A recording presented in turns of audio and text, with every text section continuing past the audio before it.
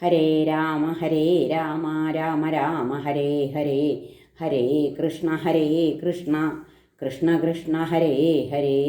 ഓ നമോ ഭഗവതേ വാസുദേവായ. ശ്രീ മഹാഭാഗവതം സ്കന്ധം 10, 88 അധ്യായം. ശിവമോക്ഷണം. രാജാവ് പറഞ്ഞു, ത്യാഗിയാം ശിവനെ കൂപ്പും ദേവാസുര മനുഷ്യരിൽ ധനഭോഗികളേറും ദുർലഭം ലക്ഷ്മീശ ഭക്തരിൽ.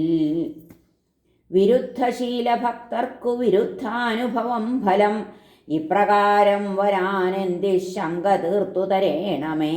ശ്രീശുകൻ പറഞ്ഞു, ശക്തിയുക്തൻ ശിവൻ നിത്യൻ ത്രിലിംഗൻ ഗുണസംവൃതൻ വൈകാരികം തൈജസം താമസം മൂന്നാണ് തൽഗുണം.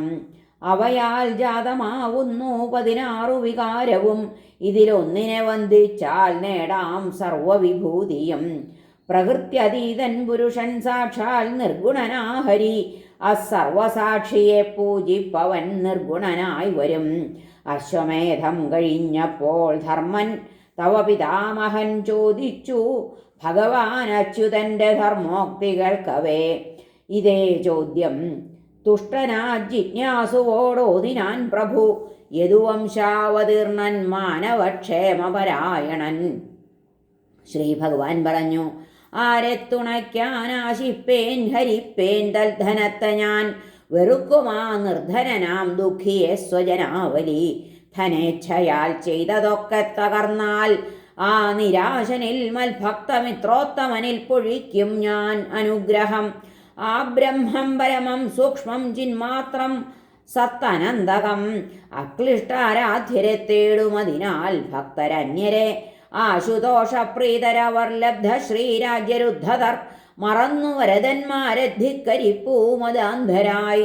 ശ്രീശുകൻ പറഞ്ഞു, ശാപപ്രസാദേശരത്രേ ബ്രഹ്മവിഷ്ണു ശിവാദികൾ ഹരിയല്ല. ശീഘ്രകോപപ്രസാദികൾ ശിവൻ വിധി. ഇതിനുദാഹരണമായി പറയും കഥയാണിനി. വൃഗന്നീശൻ വരം നൽകിയിട്ടുണ്ടായി തീർന്ന സങ്കടം. ത്രിമൂർത്തികളിൽ ആരാശുതോഷൻ ചോദിച്ചു ദുർമതി.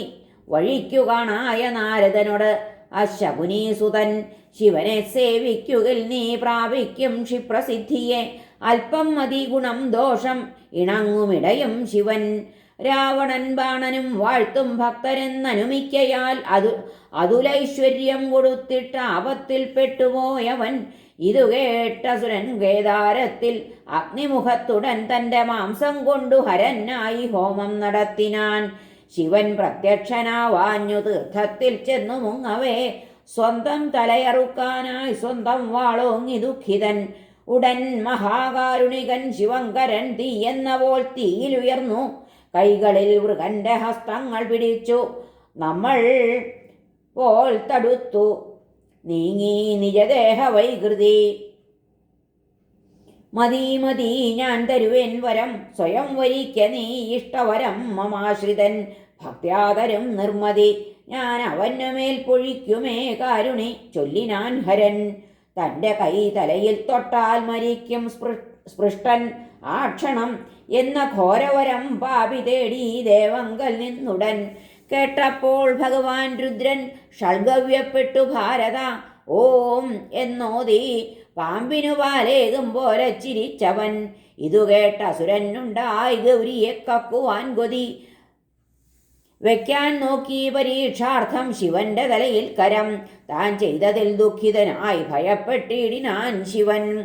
അവന്റെ മുമ്പിൽ പേടിച്ചു വിറച്ചോടി നടക്കയാൽ പാരിൽ വാനിൽ ദിക്കുകളിൽ. അവന്റെ മുമ്പിൽ പേടിച്ചു വിറച്ചോടി നടക്കയായി പാരിൽ വാനിൽ ദിക്കുകളിൽ കൂടി. ശൂന്യതയിൽ ശിവൻ രക്ഷപ്പെടുത്താൻ വയ്യാഞ്ഞു മൗനം കൊണ്ടു സുരേശ്വരർ.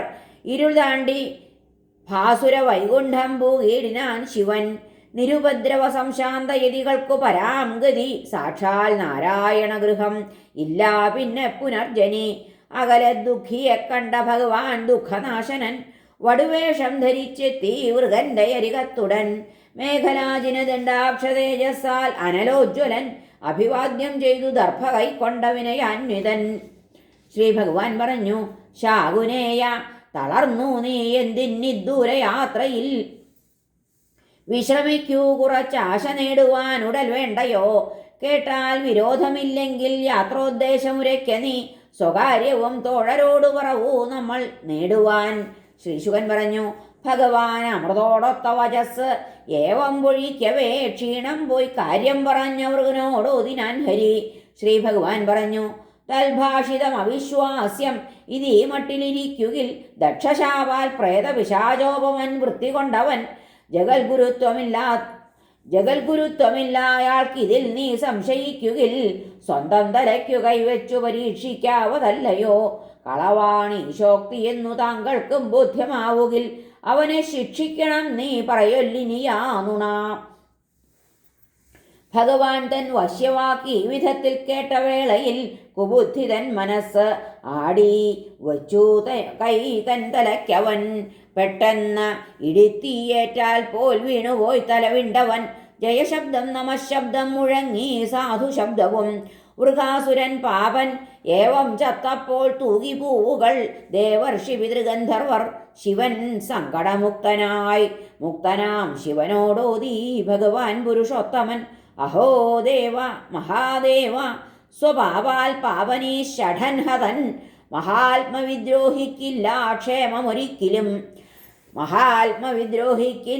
ക്ഷേമം ഒരിക്കലും. എന്തിനു പറവൂ പിന്നെ വിശ്വേശദ്രോഹിതൻ കഥാഹരേ. വാഗർത്ഥസത്താം പരമാത്മപുരുഷൻ ശിവന്റെ മാൽപോക്കിയ ദിവ്യ സംഭവം കേട്ടാൽ പറഞ്ഞാൽ അരിമുക്തരെന്ന പോൽ സംസാര നിർമുക്തരുമാവും ഏവരും. ഹരേ നമ.